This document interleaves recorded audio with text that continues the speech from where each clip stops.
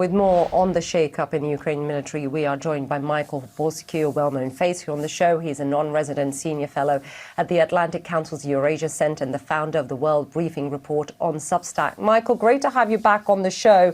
So what do you make then, first of all, of Ukraine's new commander-in-chief? I mean, how worthy of a successor you think he is? Good to be with you again, Isa. Well, young guy, 43 years old, very tech savvy, like the former Minister of Defence. But, you know, I was thinking as Nick was reporting there, I worked for the better part of the year in the Ministry of Health with the Ukrainian-American acting minister. These are enormous, enormous bureaucracies, pretty much married to the old ways. So it takes a lot of time to bring about reforms. I mean, we were blocked every step of the way, whether it was reforming how drugs are issued or how hospitals are closed. So if you take an even bigger bureaucracy like the military, the Ministry of Defense, it's not easy just by putting someone new at the top. Having said that, the other kind of unresolved issue here is that Mykhailo Fedorov, the ousted minister, is not back at the cabinet table as protesters are demanding. He has some vague promised role he hasn't accepted yet. And now the latest is protesters have given the president until Friday to reappoint him back to a cabinet position. So a lot remains to be seen here in terms of how things go, not only on the street, but in the presidential office and on the front line. And this goes back, Michael, to what Nick Payton-Walsh was just saying there in his report, a popularity crisis, and talking about Zelensky. And it's interesting because the Washington Post writes this, talking about this back and forth. Another theory is the simplest and the least flattering to Zelensky. Fedorov has become one of the most trusted public figures in the country. Elections are suspended under martial law, but they will eventually come. And Zelensky has been in office for 7 years. Zelensky's reason for shake-up seemed to have driven by a mix of generational faction fighting, corruption currents, and egos. So how much do you think that Fedorov is a threat to President Zelensky? Pretty big. I also think that the former chief of staff, Mr. Zelensky, who's now ambassador to London, could be a threat as well. But Fedorov has a lot of popularity here on the streets, so the protesters aren't going anywhere.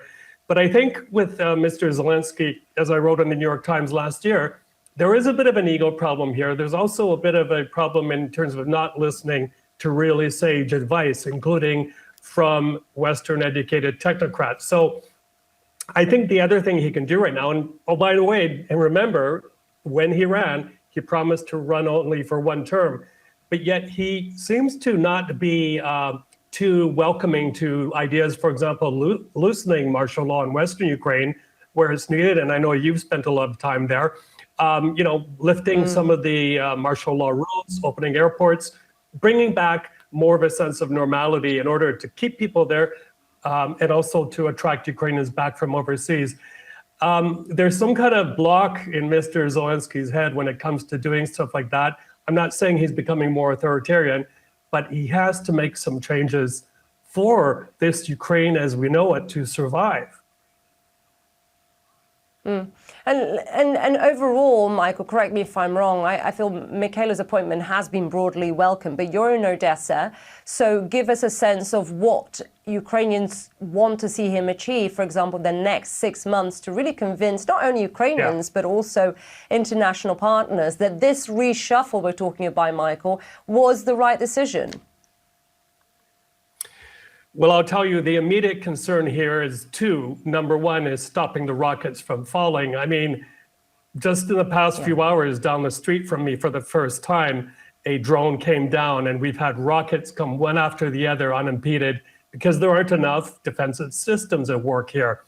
And the other thing that's happening, and it's the first time I've seen this in 4 years plus of covering this war, you are seeing the burnt hulls of ships on the horizon because Russia is picking off ships here, foreign vessels carrying food to the world markets, one after the other, almost on a daily basis. And yet not much of a peep from the world. And don't forget, Odesa, its economy is very, very dependent on what happens in that port. So those are the immediate concerns here. Also, as I said earlier, a little bit more democratic action from Kyiv. And what I mean by that very quickly is the removal of the elected mayor here in the past few months and replaced by Zelensky loyalists.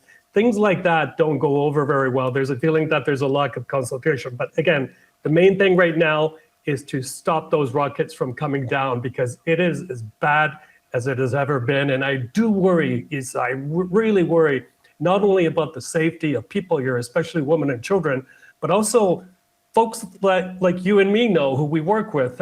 Ukrainian anchor people are now messaging me, telling me we're broken and this war has to stop. So I think that gives you a bit of a picture of where we're at right now. Indeed, and it's terrifying to think, nothing has really eased in the last year or so. Well, at least it seems that the rockets keep coming, increasing, like you said, Michael, getting closer. What are people doing? Are they moving elsewhere? Give us a sense of what you are seeing kind of day in, day out. Yeah, I was out today talking to people, and we are seeing a pickup in mostly mothers and their children leaving, either to go to their summer cottages if they have one, or to neighboring Moldova or Poland.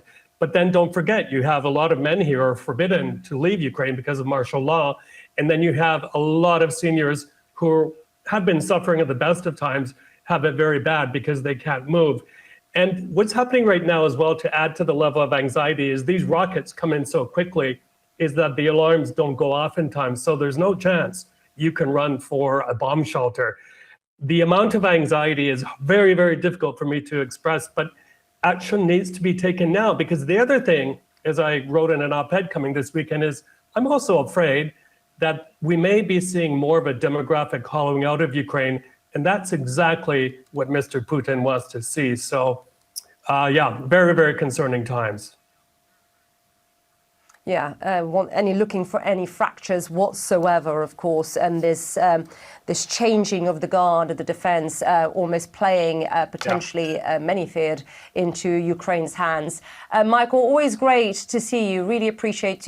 Do stay safe there for us in Odesa, in Ukraine. Michael Borsic. Thank you, Michael.